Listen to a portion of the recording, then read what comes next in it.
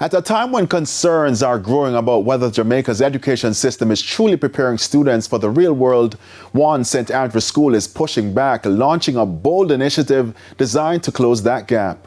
From a barbershop to a theater arts room, Edith Dalton James High says it's changing what learning looks like. Sandy Williams has that story.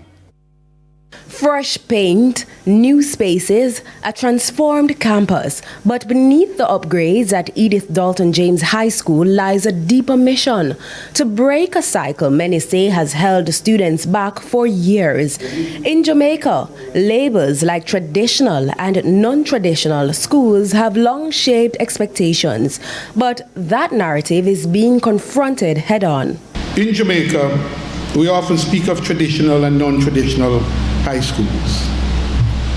Too often those labels are used to divide, to rank, to limit expectations. But let us be clear today. There is nothing non-traditional about excellence. There's nothing non-traditional about ambition.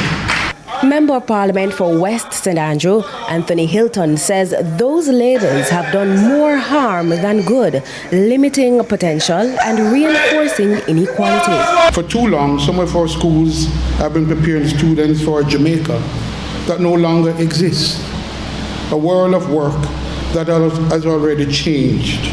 And that change is now visible across this campus. A quadrangle rehabilitated for gathering and expression. A theater arts room complete with stage, lighting and curtains. A music room and recording studio designed to refine raw talent. A reading space with beanbags and smart technology.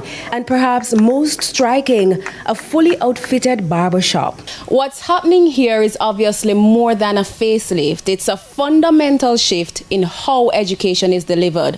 Now, the real test, however, will be whether the students leave here not just with subjects, but with skills that can change their circumstances. Education is freedom.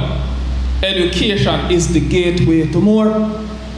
We must create environments where students learn by doing, where theory meets practice, and where skills translate directly into opportunity. It's a philosophy shaped by global exposure, but grounded in local reality. For many of our students, university seems distant, but success must never be. Mr. Hilton echoes that message, adding that the qualities often overlooked in these students are exactly what modern industries require. Young people who know what it means to make much out of little, to solve problems creatively, to keep going when things are hard. Those are the exact qualities that modern logistics and supply chain management demand. Reporting from the Edith Dalton James High School, I am Sandy Williams for TVJ News.